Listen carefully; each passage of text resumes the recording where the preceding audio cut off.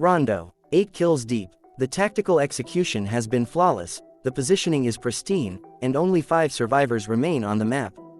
You have the drop on the enemy. You pull the trigger of the Beryl M762, expecting the definitive, bone-shattering power of the 7.62mm round to clear the path to a chicken dinner. But instead, the weapon turns into a bucking bronco. The muzzle climbs violently, tearing your crosshairs away from the target. You burn through 1, 2, 3 whole magazines just trying to pin down a single moving target. And in that split second of mechanical chaos, a sniper flash blinks from 200 meters away. Game over. In PUBG, the M762 is feared for its raw damage output, but hated for its unforgiving, erratic vertical recoil. But what most players don't realize is that this digital frustration isn't a balancing mechanic programmed by developers. It is a real-world engineering curse inherited from a desperate era of European history. This is the story of how a legendary Polish arms factory tried to force a heavyweight Soviet cartridge into a lightweight Western frame, and why global militaries looked at the result and said, "Number." To understand the fatal flaw of the M762, we have to travel back to the early 1990s. The Iron Curtain had just collapsed, shaking off 45 years of Soviet communist rule across Eastern Europe. Poland found itself in a dangerous geopolitical limbo. The Soviet Union was fracturing, thousands of Russian troops were still stationed on Polish soil, and the nation desperately wanted to align itself with the West and join NATO.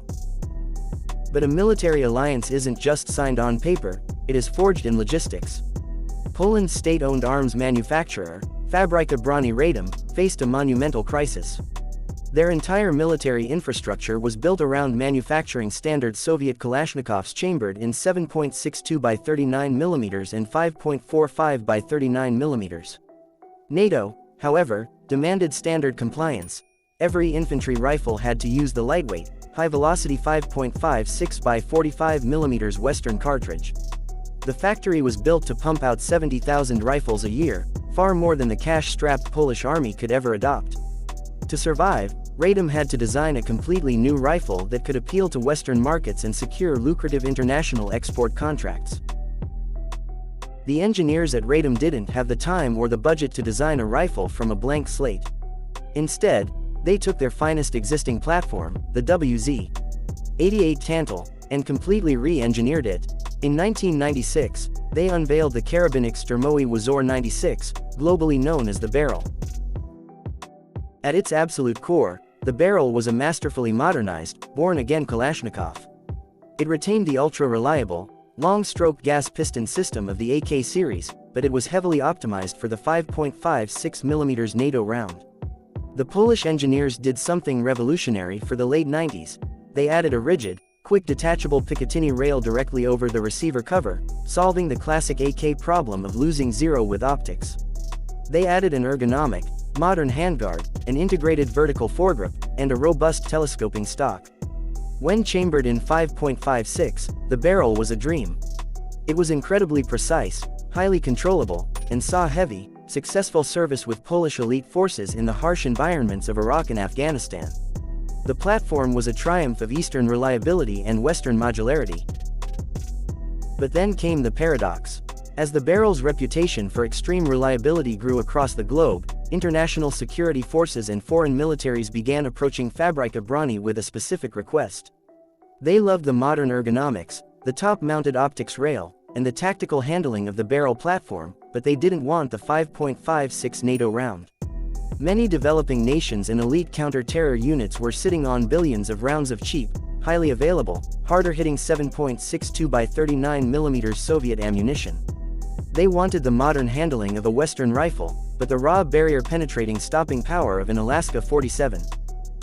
In 2013, Fabryka Broni answered the call by introducing the Beryl M762. On paper, it seemed like the ultimate hybrid. The engineers adapted the Beryl chassis to accept standard, heavily curved Alaska 47 magazines and fed it the massive, heavy-grain intermediate round. But in small arms design, physics is a ruthless judge. By cramming a violent, heavy recoiling cartridge into a rifle frame that was meticulously balanced and tuned for a lightweight, soft-shooting 5.56 round, the engineers accidentally created a mechanical monster. When foreign military procurement officers put the Beryl M762 through rigorous field trials, the enthusiasm vanished almost instantly. The rifle had a theoretical rate of fire of 700 rounds per minute. When combining that fast cycling speed with the heavy, blunt rearward energy of the 7.62 by 39mm round, the weapon became almost impossible to control during automatic fire. This historical rejection is the exact physical reality you experience when dropping into Rondo. When you feel like you are dumping 3 whole magazines just to take down a single player, you are fighting the exact engineering compromise that turned military inspectors away.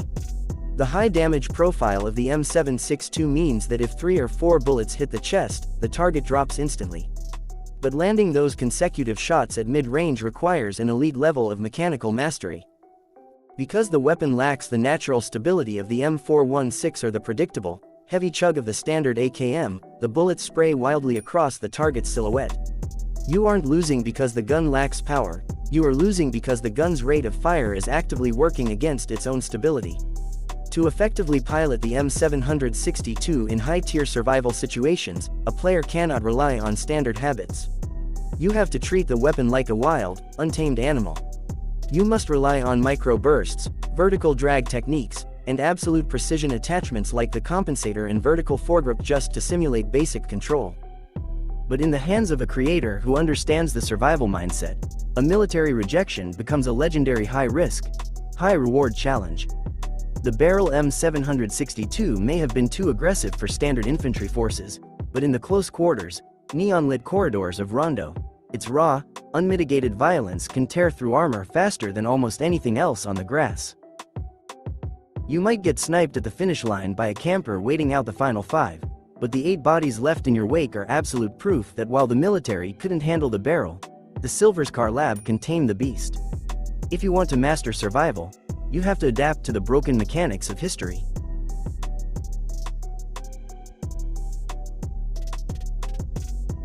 Let me know in the comments below. Do you run the M762 completely naked, or do you refuse to touch it without a compensator? Like, subscribe, and stay tuned for the next chapter of military history. Silverscar out.